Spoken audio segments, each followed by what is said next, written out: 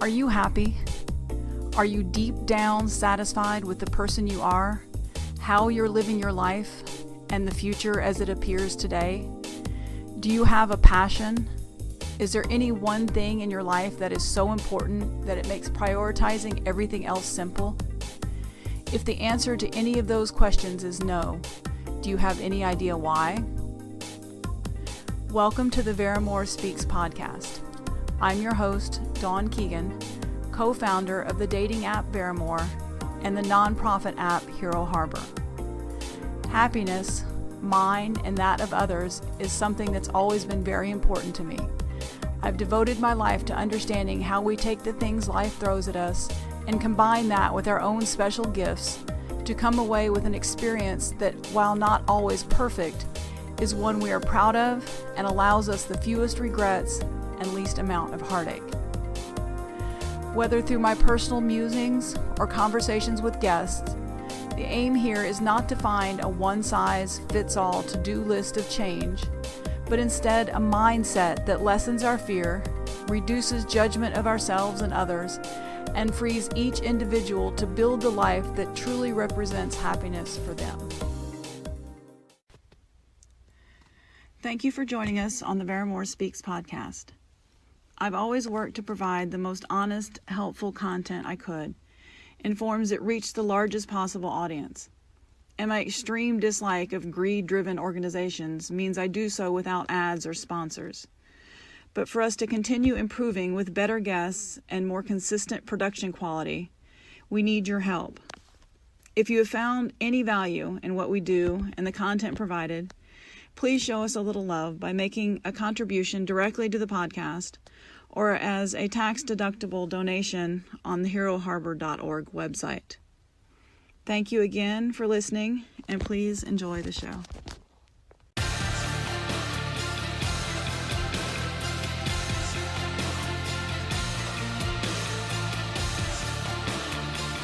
Out of suffering have emerged the strongest souls.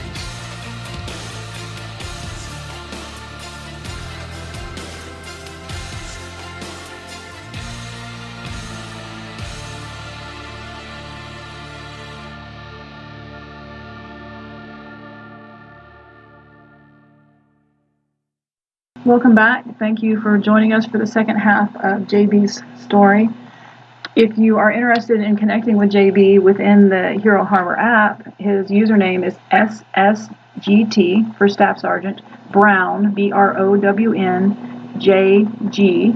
You've already gotten a taste of how entertaining he is, and the good news for me is that JB and I are going to start recording on a regular basis on topics that don't necessarily pertain to the military, but just core values, just whatever mood strikes us or whatever we feel happens to be important right then. But I think that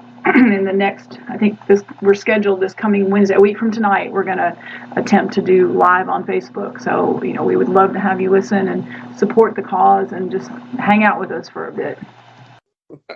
So I ended up going to the Wounded Warrior Battalion, and it was a blessing in disguise because I needed it. I needed to kind of wind down yet. I definitely wasn't ready to go back to the fleet.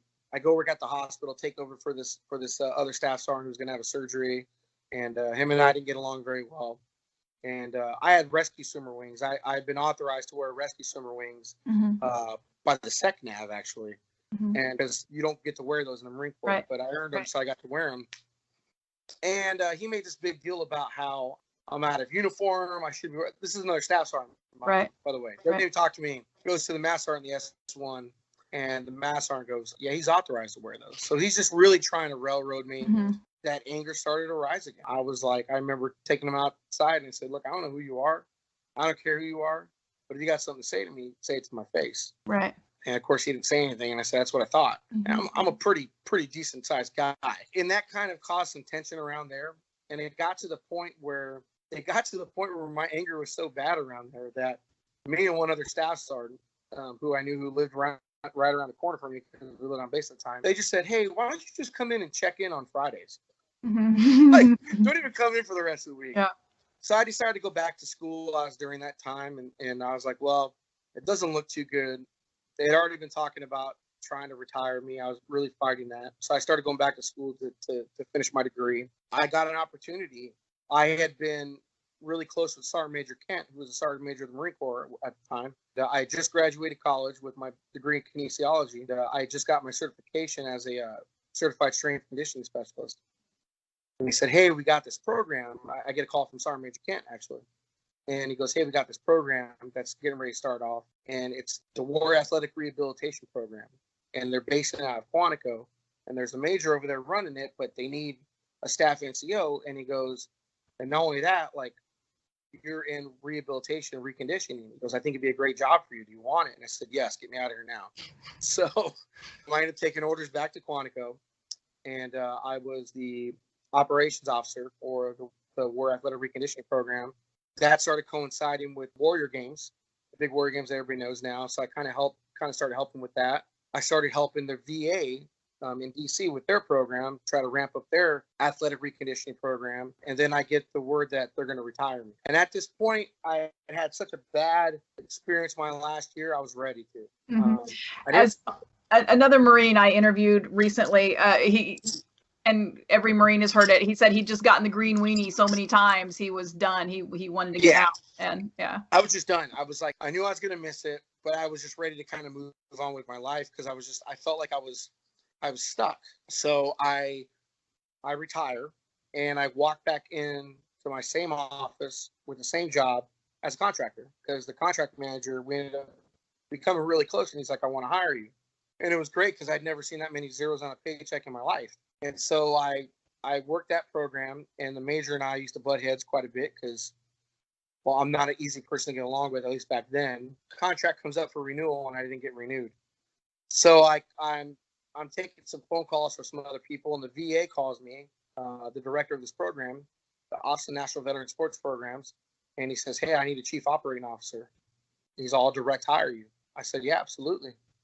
So I took that job and was in way over my head. I was the youngest chief ops officer in the VA at the time. I think I was 32. Was traveling so much, wasn't home with my family. And it got to a point where I just kind of said, I don't care how much money I'm making. I need to stop. I was unhappy. And that right there began the downfall of me. I was up and down like a roller coaster, but that began the downfall of my depression because, you know, when people ask me what I did or what I'm about, I was a Marine. Mm-hmm. You know, that's what I was, and that's who I am. That's what I identify myself as. And it got really hard because I didn't know what I was going to do with my life. I didn't want to be in sports and strength conditioning, even though that's what I trained for. And I went back to school, got my MBA. It was like all work in business. I'm an outside guy. I hate sitting at a desk, you know, and it was hard because I took jobs. I had some great jobs. I was an operations officer for Humana for a while. I did some contracting gigs, and it just wasn't jiving. It wasn't jiving. And can I interrupt you for just a second? Yeah. Go something. You know, I don't know I don't know what the percentage with our listeners, how many are military and how many are non, and it kind of, who knows? But you know, this is, I think, one thing that civilians especially don't understand is that, for instance, I didn't have I was in 4 years. I say only, and that's not really fair, but I was in 4 years. I wasn't in 12 or 17 or 20. Yeah. But you especially, and I was thinking while you were talking that the same thing that makes some of us really good Marines also makes us sometimes really difficult Marines, because, you know, when I was in boot camp, I came out of, I did land nav, and I came out and I hadn't really given it a whole lot of, you know, effort. And I come out and they told me I'd failed, and I said, oops. Yeah, you don't get to say oops in boot camp. But the point is, you know, I was always, and of course I was 23, but I was always just a little bit, you know, it's like, I don't get starstruck, you know, that thing. But so anyway, so the point is that the same thing that makes us hard charging and really good, and you succeeded and excelled as a Marine, it also can make us rub, you know, the career kind of doing their thing, Marine, it rubs them wrong because you know, they know that they will never be that. So at the same time, we do identify so heavily with that. During those 4 years, I got up every single morning and I knew there are two things. I'm a Marine and I'm really good at it. I'm a writer and I'm really good at that. Yeah. And, while we're wearing that uniform, we can show up to any military place in the world.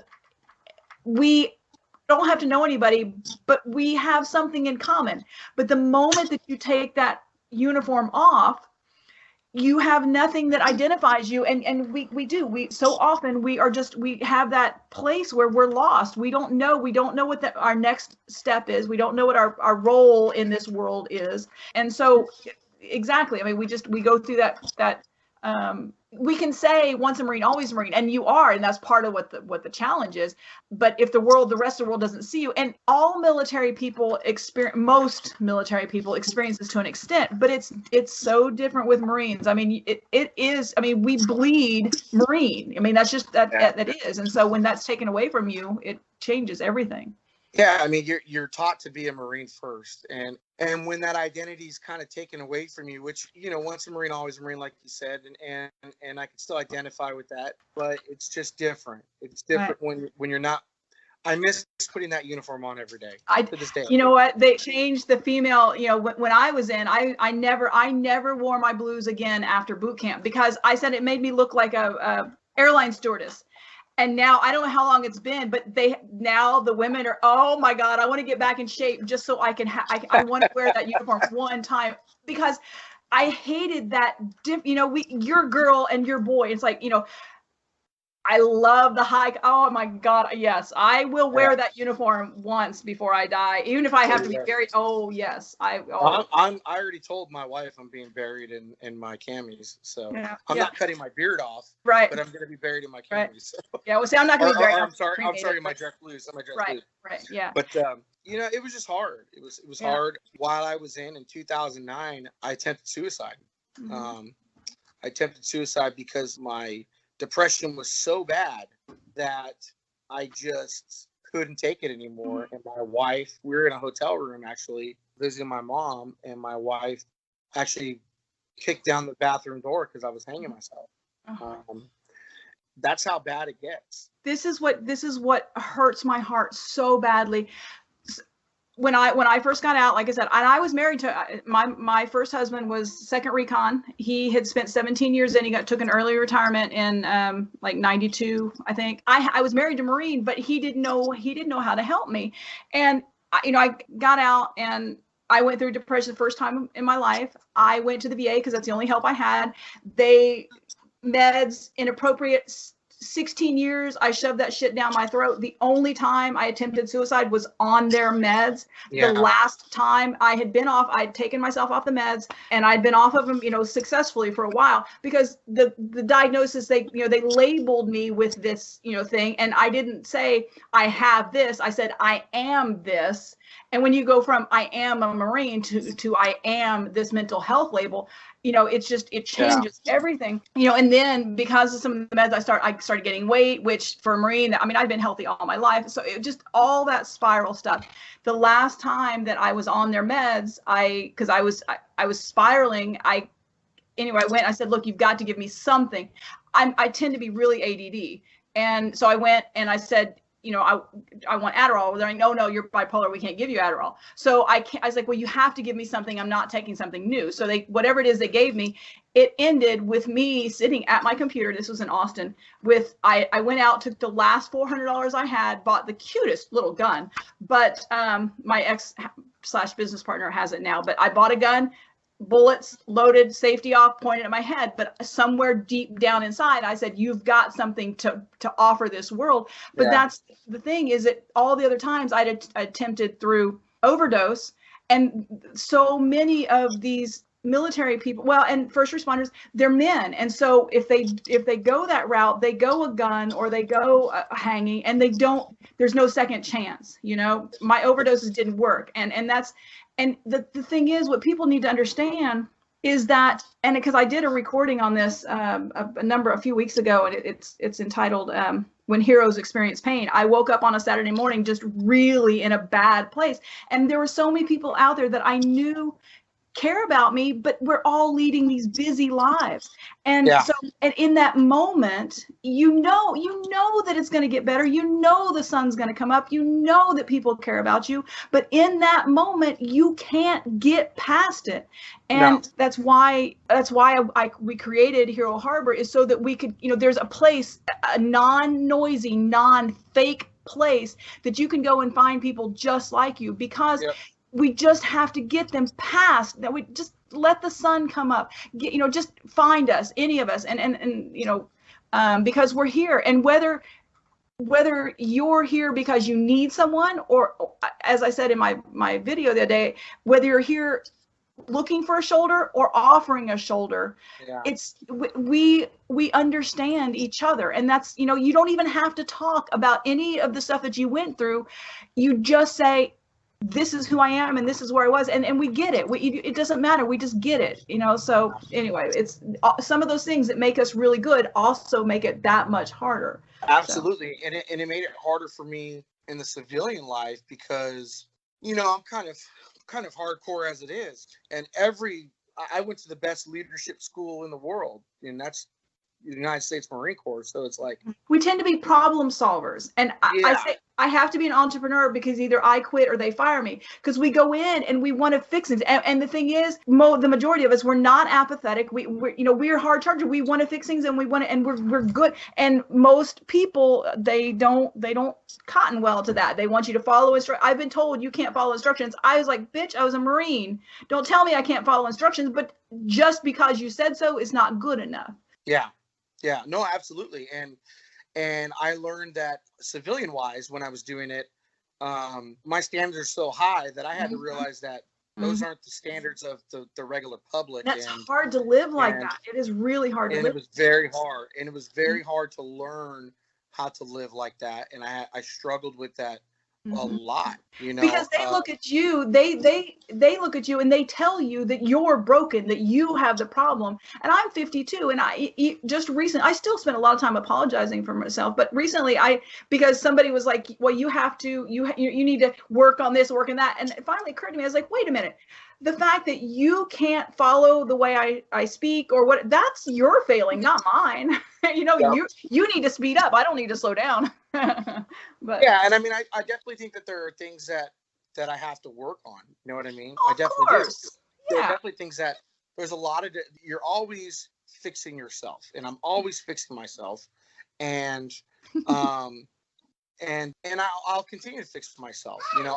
I've been blessed with a wonderful, marriage that that's amazing too, that you guys have gotten through that together. I mean, that's phenomenal. I mean, we were together before the Marine Corps, during the Marine Corps, after the Marine Corps, through my downfalls. When we're done here, please make sure you give her a hug for me and say thank you, because it is so important and just so valuable. Yeah, absolutely. And that's, I love when people thank me for my service, but the other day we were in Tractor Supply.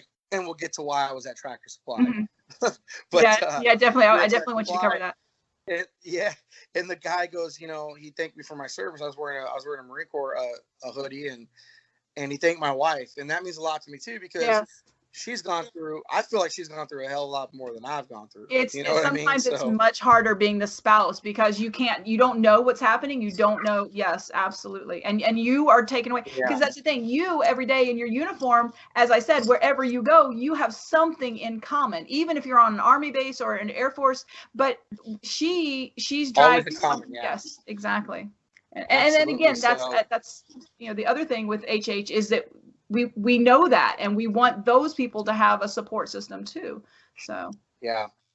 And when I came across Hero Harbor, it popped up on my Instagram, and I read about it, and I was like, this is awesome. This is something that not only can I receive help from, but also I could just be a shoulder. It's so important to me, and by all means, I think once you have PTSD, once you go through depression, you're never going to get rid of it. It's always going to be there. But I find myself often more in a lot better place, much better place than I ever was back then. Well, it's a couple of things, I think, in part because once you've been through it, you get stronger. You also, well, you find ways that you can deal with it. And sometimes, I've been part of groups where they'll say, just listen, and like, don't try to give antidotes and stuff. But I'm like, you know what?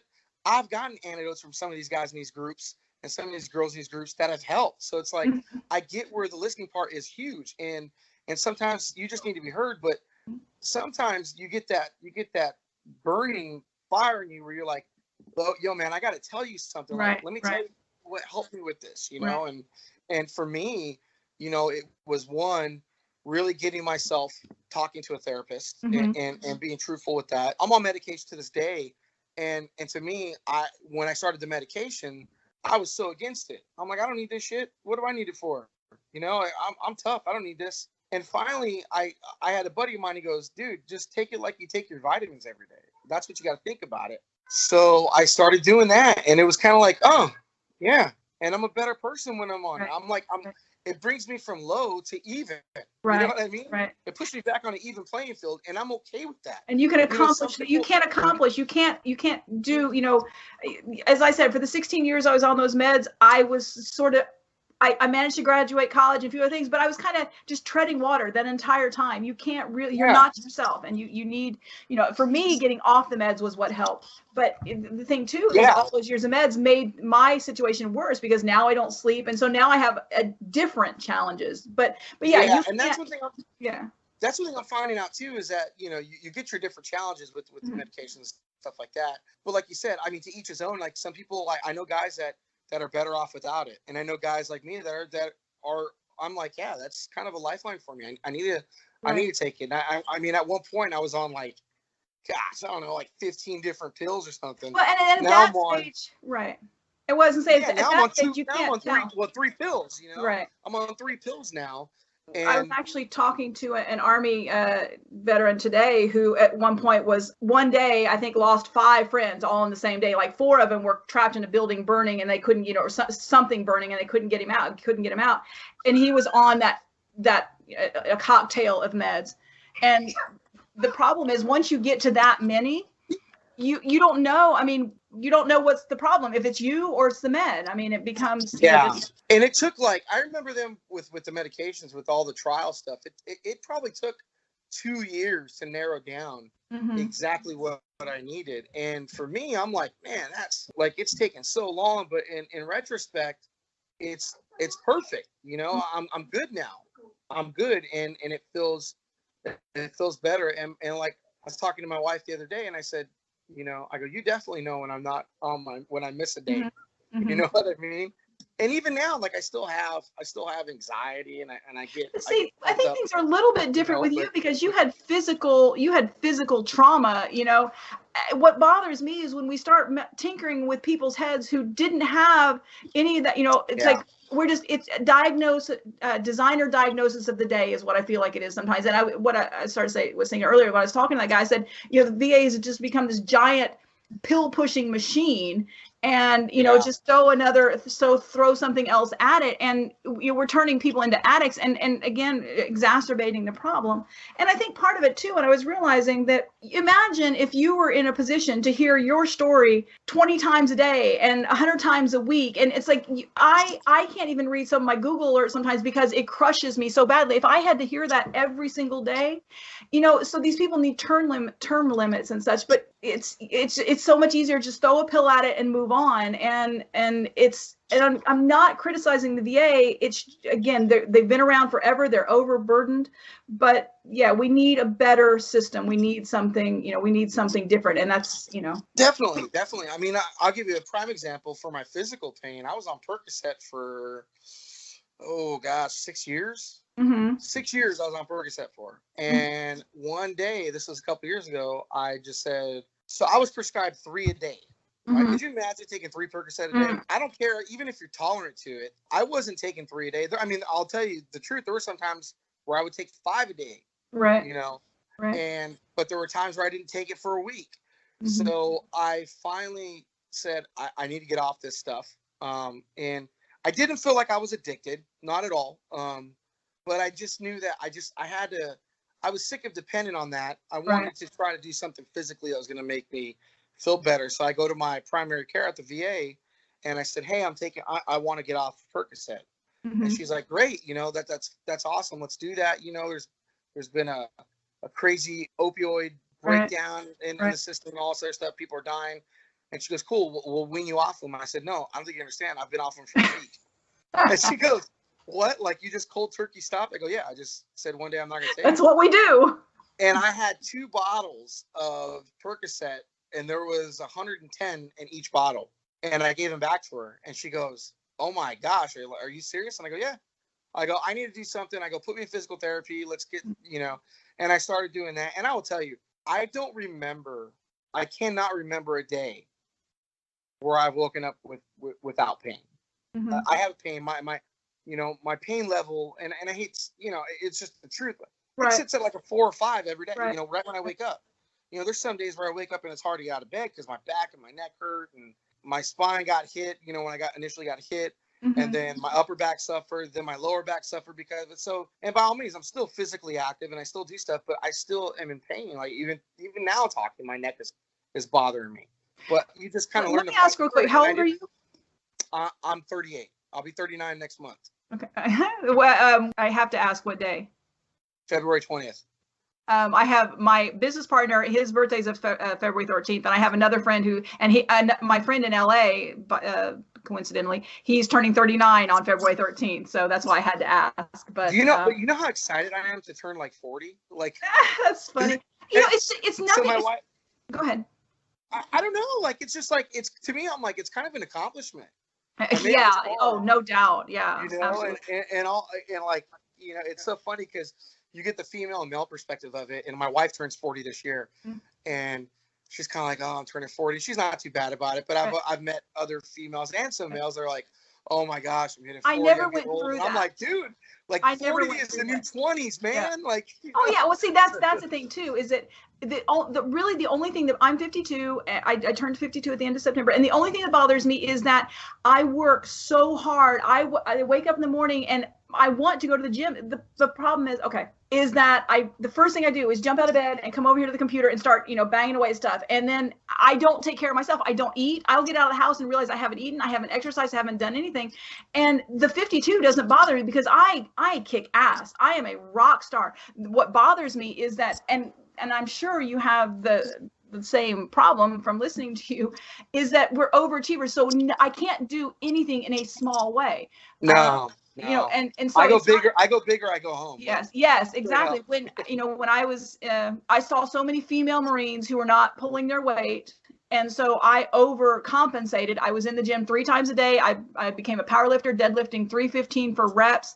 So for me, and the thing is, and I know there is no doubt in my mind that I could go and I could physically crush so many things but it's like, well, do you work out or do you work? You do that. And so there's no middle ground for us. It's all or nothing. And I would rather, the number it means nothing. Yeah, absolutely. It's like, my challenge for me every year is I do the Marine Corps Marathon every year. Oh, and guess what? Ask me how much training I do for it. Oh, when I was in Okinawa, zero. I don't do anything. And you know why? Because I just want to get out there to see if I can do it still. Yeah. Every year, I just do it. And every year at the end of it, you're just kind of like, I never want to do this again. I'm not going to do this again. But I always end up signing up for it. When is it? When is it? It's October. Okay. October of every year. I will meet you. Of course, I will meet you there this year. We will. I might actually train, but so when what Okinawa is like, it's a volcanic, island, so it's not flat by any means. Some friends of mine came. I lived on the 3rd deck, and of course we don't have any elevators or anything like that. But anyway, some friends of mine came to me on a Friday and said, "Hey, there's a marathon on Sunday. Do you want to go?" I'm like, "Yeah, sure, of course." So that was my first. Oh my freaking God, my legs hurt so bad climbing the three flights of stairs. Oh, yeah. Dude, I'm telling you, like, usually after the marathon, I take like 2 or 3 days off because I can't move. Oh yeah. But I'm happy because I did it. Yes. I love it. I love it. And that is such a Marine thing. And this is the thing too, going back to that civilian thing, is it it doesn't, they just can't get it. And it's not a criticism, but that's why we struggle so badly. And we go through these, they all have these, everybody has to go through out processing in these courses. But for one, we think, oh, that same way you said with the drugs, that doesn't apply to me. I don't need that. I'm a Marine, we have no idea what to expect. And so then, by all means, I'm not as physically fit as I used to be. I'm still okay, but I'm not as physically fit. And I definitely, lately, I've been feeling every single injury that I've ever had, especially within the last, I'd say 6 months. But that's not going to stop me from going out and doing a marathon and that kind of stuff, because I have something to prove to myself when it comes to that. You know what I mean? And that's it's what it is. Yeah. It's not about proving to other people. To me, we're taught, it's more, you could be just a little bit physically fit, but if you're mentally fit when it comes to a challenge like that, nobody's going to beat you. And see, that's kind of how I started applying that to my PTSD and depression. Just kind of like, if I'm mentally fit and I'm mentally healthy and mentally sound, nobody can beat me. And I know I'm going to hit ruts. I know it's going to happen, but I need to arm myself with as much ammo as possible to kind of conquer those type of things, and we become self-correcting. It's like, look, there are people who care about me, but I may not be able to get in touch with them. It's like, I am the one person that will always be with me. And so whatever it is, if it's going for a walk or going out and talking to people, whatever it is, just do it. And, because you just have to get through that little bit and then, and come out on the other side. But you have to be self-correcting, because and the thing is, there are so many people who care, and there are so many people who would be just devastated, at the loss of you, but you're the one person who's always there. And also with that self-correcting too, self-correcting doesn't mean that it's not just on you.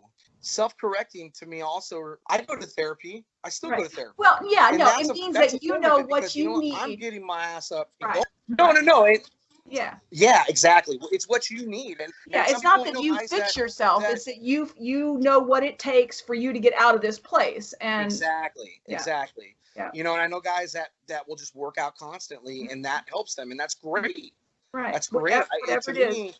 Yeah, to me, it's whatever form is that's going to help you get through this. I mean, the mental health aspect of all this, the active duty and veterans, has really become important to me. I say the last 4 or 5 years, because I've seen what it can do to people personally, and I've seen what it can do to me, and it's like, that's why I've always been just open to, I've got buddies even around here that are former Marines, prior Marines, and I always tell them, dude, you need to call me. Like, just call me. I don't care what time it is. If something's going on, call me. I was dealing with a buddy. It's so hard for us to do that, though. It really is. I mean, that day that I woke up feeling so crappy, I knew that there were people I could reach out to. In fact, one of them, he was at the gym and he said, yeah, call me. But being a gym person, that's sacred. I don't want to. And so I just sat here and suffered. And we do that it's our pride. Right. Yes. Yes, it is. Absolutely. It really is. And I think once we learn to get away from that, once that wall falls, it becomes much easier. And to a certain extent, you're always going to have the pride. You're always going to. And you need it. Yes. I still do. But I am so open to talking about what I've gone through, my problems, that kind of stuff, how my marriage, my children have been affected too.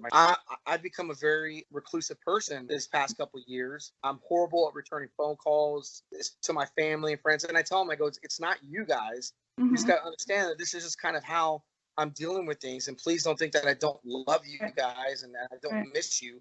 And I'm horrible about this. I'm telling you this. You have to manage your own mental resources. You only have so much. Yeah. You have to. So one thing that helped me that I never thought would help me is when I was at Wounded Warrior Battalion West, I've been heavily involved with Semper Fi Fund, Team Semper Fi, since basically the inception. I was around when they were literally just starting, and I think I'm in the top I think I'm either member number 7 or member number 8 of the Wow. team. And there's thousands of them now, right? It's crazy. Right. Literally, I've been around it for a long time. So I've taken advantage of a lot of those things. And when I got to Camp Pendleton, I got the opportunity to take equine therapy, right? And I'm like, equine therapy. I'm like, I grew up in LA. I've never. My last 30 days, I spent, because I lived, my last year was in Okinawa. I spent my last 30 days out processing at Camp Pendleton, and I worked at the stables there, shoveling horse shit. Right? So I loved it. Awesome. So I'm telling you, so I went out there. It was one day.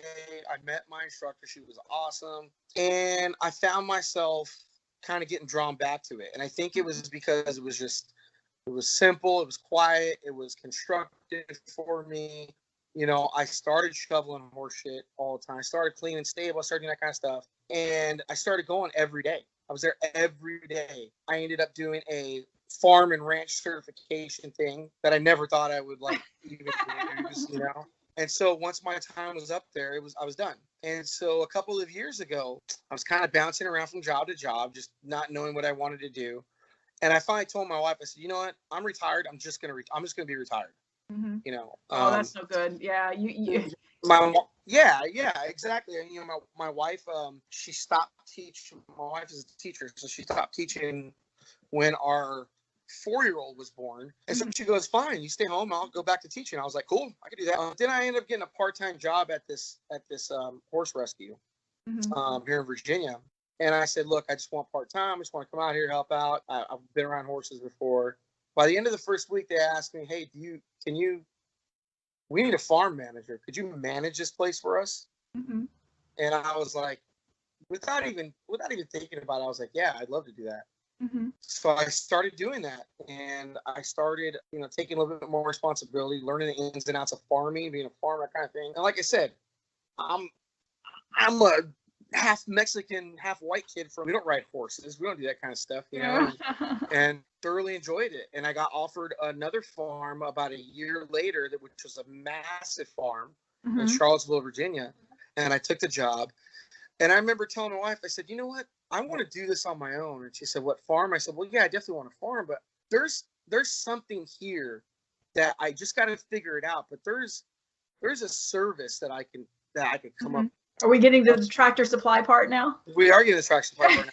And so there's a service that we can do. And, you know, I got my father growing up. My dad was a general contractor. So I worked with him building stuff all the way till I was 16, 17 years old. And I didn't have a choice. I just had to do it during the summers because he made me do it. And I was like, I'm sitting there going, man, I'll never use this crap. Like, whatever. You know, and I started building more stuff on the farms and kind of putting that in. I never thought that I would end up using it. And one day I came along, I said, you know, I want to build a company that will provide farm services for other farms out there, like whether it be working with livestock animals, that kind of stuff. Because, you know, I got pretty good at that stuff. I've worked with horses, cattle, sheep, goats, pig, llamas, you name it. I've had experience with all those on how to not only medically treat them, but how to trim and what their tendencies are and how to rotational graze them and that kind of stuff.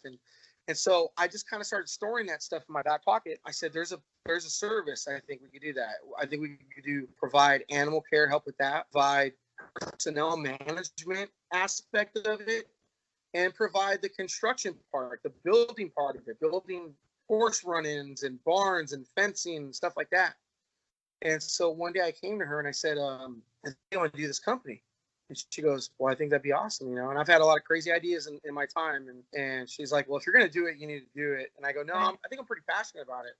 And so I'm sitting in my truck driving home one day. This is before the company even started. I'm like, what would I name it? I want to name it something that's significant to me. And I'm a very faith-based person as far as church goes and stuff like that. And I go, Fidelis. And I'm like, Semper Fidelis, okay. Fidelis means faithful. That goes in both ways. I'm like, Fidelis Farm Solutions. And that's what I came up with. Fidelis Farm. And the cool thing is, if you look at our logo, I went online. I'm like, I got my MBA. I'm going to do everything myself. I'm going to, this is literally going to be, I told my wife, I said, I'm not taking any business loans out. We're going to start from scratch. We're going to start with some money that I've saved for this. That's that. went online, started designing a logo, and if you've seen the logo, it's the shield with kind of like it almost looks like cross rifles, but it's an axe and a hammer. And, it's this cool looking thing. And there's no doubt, you cannot deny when you look at that logo, they'll be like, oh yeah, this is probably owned by some military guy. Yeah. And can I interrupt you again for just one second? This is something that I need people to, we were talking about, in that dark moment. I think that's what I need people to get from this is that, and this is something that some of my other interviewers, even civilians, have said, we don't know what the path is. We know, but the important is you were open, like you said, you were open to so many things. And even when you were in the Marine Corps, you just took advantage of whatever was presented you. But the important thing is that once you got out, you just back up. What I was trying to say is that we all have skills. We all have gifts. And we may not, and so when you're in that dark place, that's the one thing you just have to know is that you don't know the path, you don't know what is to come, but you have something to offer. You are a hero. I don't care what your job was. You volunteered and you did something amazing, and you have value. There are, even if there's only one person in this world who loves you, that person loves you, and you need to be around. We need you, because the thing is, once you get through, you come out on the other side and you see that sun come up, you can be there, just like you were saying, you can be there for someone else. We need each other, so, but I'm repeating myself. And if it affects just one person, but that person can affect 1,000 people, then you know what? Then you've paid it forward in some way, and that's what's important. And I will tell you, I've had those identity issues. Mm-hmm. If you had told me 3 years ago that I would own a farm consultation type of company, I would be like, you're out of your damn mind. What are you talking about? But now, doing this, not. One thing is I had to get away. I knew that I needed to be my own boss, for the simple fact that, not that I felt like anybody else couldn't run things to a satisfactory, point. I just knew that I could run things to a certain way that I've learned. In my ways may not always be the best, but I know that my leadership and all the challenges and all the opportunities that I've been given, I'm pretty well versed with a lot of things. So I just felt that it was time for me to take that step. And that's the biggest thing when you're trying to be an entrepreneur and run your own business is you cannot be afraid, and you're naturally going to be afraid to take that step. Right. You're going to, and you cannot be afraid to fall on your face because you built from that failure. And I've failed. I would tell you, owning this company, I've failed already. I have failed. God, it has happened. You know what I mean? But I keep going because I'm like, I believe in this. Right. Oh, I love it. And our company motto is to provide honest and God, I can't. I know. You're gonna here we go. Provide honest, quality, and professional services to our farm community. Because a lot of farms around here, a lot of farms here in Virginia, small farms are getting bought up by bigger companies. And I'm all about the kind of American dream. Right. This beautiful country we're at was built on entrepreneurship. Yeah. And granted, I'm not taking anything away from any big companies. That's great. Right. But when you have a small farm that's been thriving for hundreds of years, and you set up posts right next to them, and you're just out driving them now, I find it to be a problem. And we talked about this right I found a lot of contracts. Oh no, I think we have a lag. So you don't hear when I start interrupting you. And I'm sorry. Well, we were talking about this beforehand, the corporate greed thing, the idea that, it's you and I will succeed for a couple of reasons. A, because we don't give up. Over, around, or through, that mountain is moving, and but the other thing is that we do it from the heart. We do it for the right reasons. I'm not saying that these companies started out to be evil. They didn't. Facebook and Tinder and all these different, they didn't start out to be evil, but once they went public and then the money and all of that stuff, and for us, this is a passion project. This is something we do, and so we will succeed. It may take a little longer, but we will get there because we are doing it for the right reason. But that's also why it makes it such a challenge, because there are times when we're fighting the system, that we're fighting the status quo, and fighting the status quo is not easy. But and especially with my business, there's nobody around here.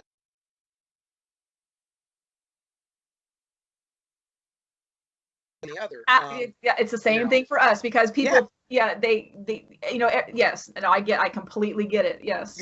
And would I love to be $1 million company? Absolutely. I'd be a fool to tell you no. Mm-hmm. But for me, it's not, and I truly say this from the bottom of my heart, it's not about the money for me. It's about, this has become my sense of service. This has become my direction of service. And if I can go out there and do a job, do a fencing job for a farm that, a prior contractor came and said, hey, we're going to do 5,000 square feet or linear feet of fencing, and we're going to charge you $8 a linear foot, that's $40,000. And I can go in there and be like, dude, no, I'll do it for a fraction of that cost, and I'll do it better because I'm putting in hard at it, because I want that place to literally succeed. Right. And I think people find that very hard to believe, because we've become very jaded, very skeptical. Yes, with the things that they do, and it's all about money. Yeah, and that's not me. Like, as long as my bills are paid and my family's taken care of, I'm good with that. Like, I'm not. Again, and it's gonna. And I do feel this. Go ahead. Well, I was saying that's the most difficult part of it for me, is that it is going to take us a while, because we're not out there scamming people. We do it for the right reasons. And for me, what causes so much angst for me is because I do care so much. And I know in my case, people are dying every single day. Now, I understand that they have a certain amount of, ownership to what happens, but you and I also know what happens when you're in that dark space. And so for me, it's like, I want all this to happen right now, but we have the ID verification thing, which is a sticking point for some people. And so it's like, I don't have any money to implement stuff. I know how amazing it could be. People are dying. And it's like, I know that we're the right company with the right mission, and I'm the right person to do it. But at the same time, it's very, but we will make it happen, because and it's going to take time. And I can't tell you, there are no words coming from a writer and a wordsmith. I have no words to say how thankful I am to you and to a couple of the other people that I have met through here that are supporting us. Because the thing is, you really supported us. You went in, you created an account. We had not conversed, and nothing. I knew nothing about you. And I have so many people who say, oh yeah, we believe in what you're doing, but they never show up. And I understand we're so busy and that sort of thing, but at the same time, we can't help if we're not in there. And I want people to know, and you and I have not had a chance to really talk about this, but Tony, bless his heart, my programmer, he's taken a full-time job in order to help keep us, up and running. But as soon as this new version comes out, like I said,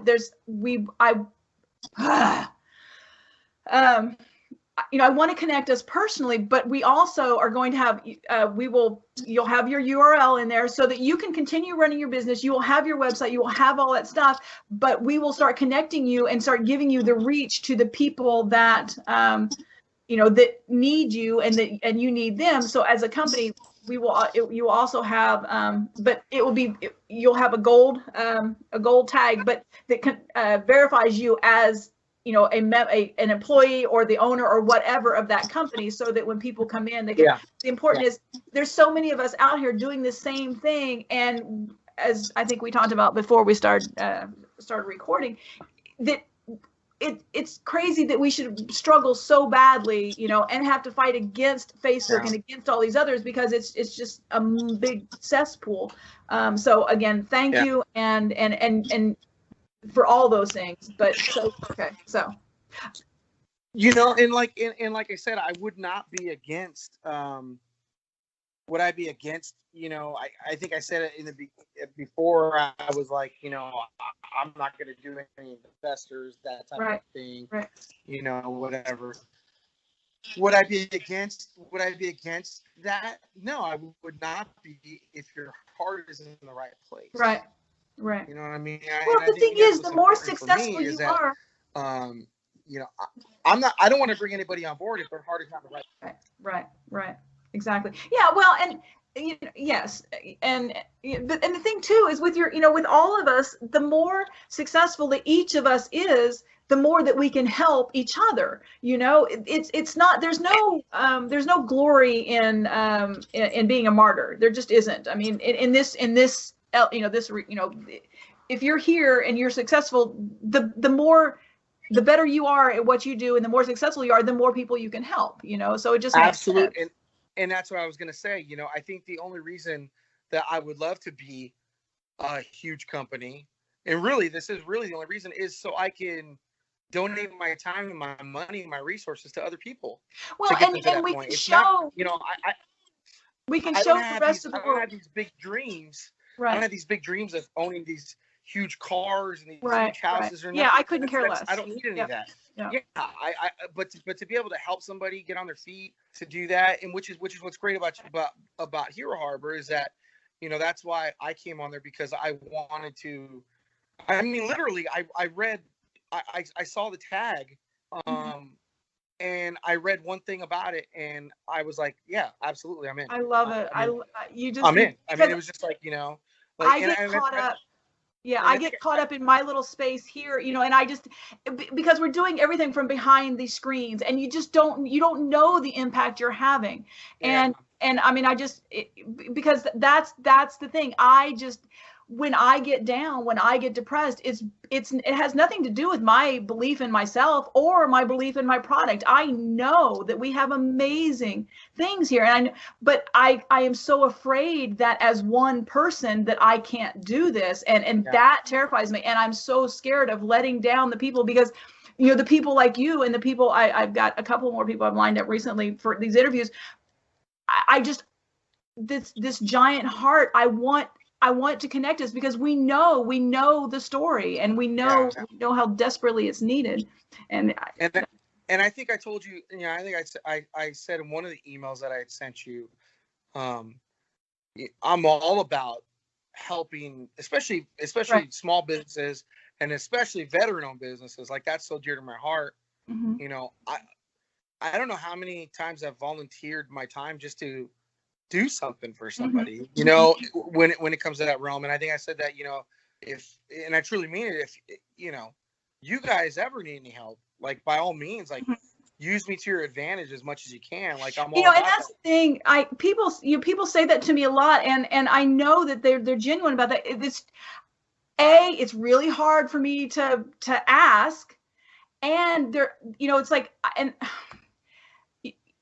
getting the right help, getting whatever, but we are so intent on doing it ourselves. And and that's, I tell you too, that's the thing. One of the things that scares me is that I'm afraid that my limitations, whatever they are, will, because I said, I love who I am, and I love what I've made of the challenges in my life. If I died right now, I would have no regrets.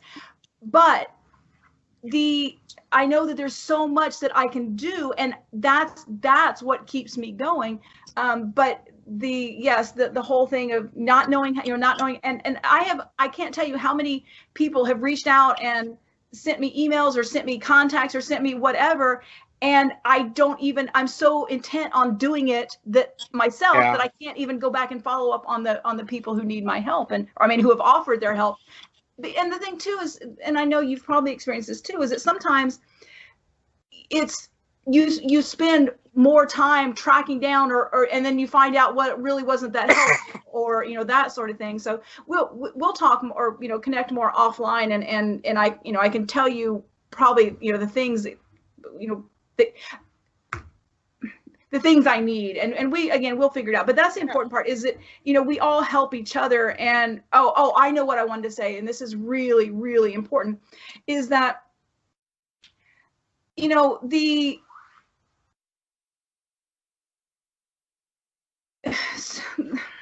I end up editing out a whole lot of empty spots here when I get stuck on these things, but we are legit. You're a veteran.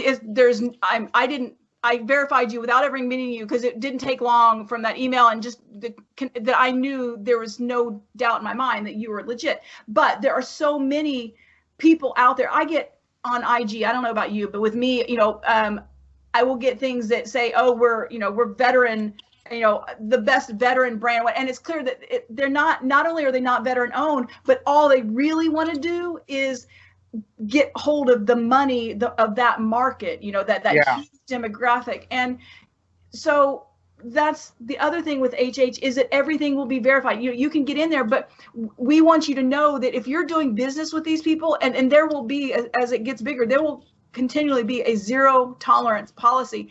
No bullshit. The moment we find out that you're there to scam people or to take advantage of things, you're gone. That we will constantly do that verification. I know it's a sticking point right now, but it is so important to me because I want you to feel safe, whether it be your business or whether you be as a personal. I want you to know that this is an environment where you don't have to, worry about all that crap, because anyway, so yeah.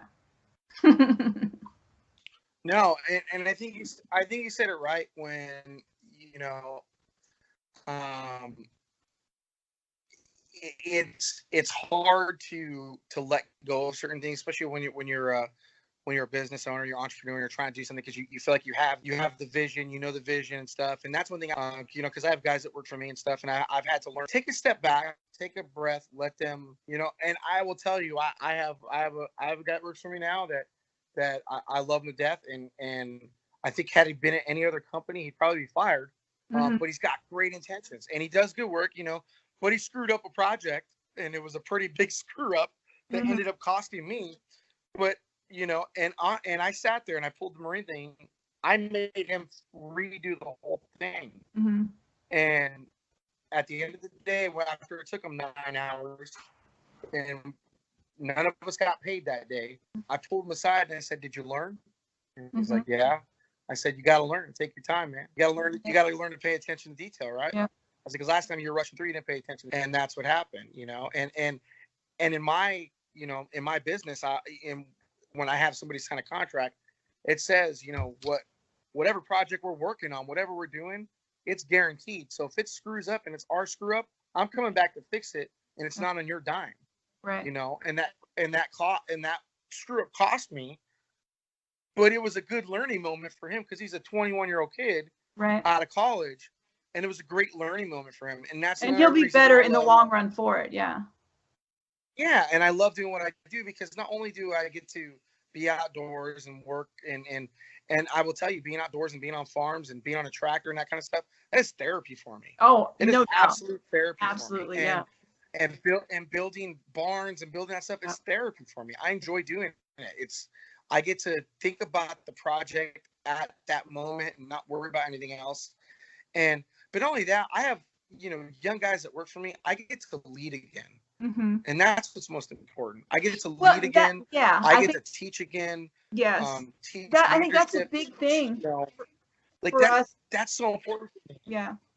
Well, because as leaders, there's nothing in this world that makes me happier than to help someone and to see someone's face light up when they get, when I was doing life coaching and things like that, when they get it, when they make that connection, whatever it is, there's nothing, like I said, you guys signing up and knowing that anytime I give that feedback, and it's not a personal thing. I'm not vain in that regard. I don't need that. I don't need to be complimented. I don't need to be propped up. I don't need the kudos. What I need is to know that I did something good for you, that I was, that's all I care about. And those are the people we want to get together. And what I need is to see others succeed. That's what I need. Absolutely. And what I need is, I'll tell you that I have 2 guys that work for me full time right now, and they're not military. One's 18 years old, the other one's 21 years old. They're young kids, right? And it's kind of cool because they keep me young, But also it's cool because I get to see them grow like I did when I was a Marine Corps staff sergeant. I get to see my Marines. I get to see these guys grow, you know. And I'll tell you, one of the best compliments I got from my guys without even knowing was the kid that works for me. It's 18. He's getting ready to go. He wants to go to welding school, and he kind of tripped out a little bit because I was online with him looking for different schools and different programs. And he's like, well, "You don't want me here anymore?" I go, "No, dude. That's not it at all. Like, I just want you to succeed. Like, you're always welcome here. Whatever you want is what I want for you." Yeah. Yeah. I'm like, dude, I go, it's an advantage for me. I say, because when you come back, now you're a licensed welder. Right.